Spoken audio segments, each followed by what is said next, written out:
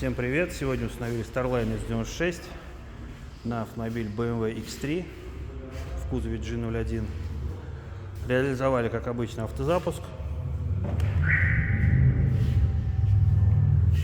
Можно так завести.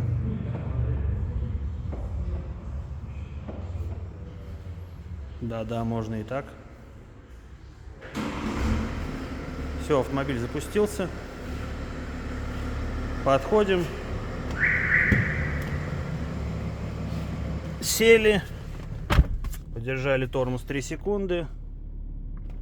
После этого разблокировали селектор. И можем ехать. Автомобиль не глохнет. Никаких проблем нет. Это что касается автозапуска. Но тут все намного интересней. Увидите далее.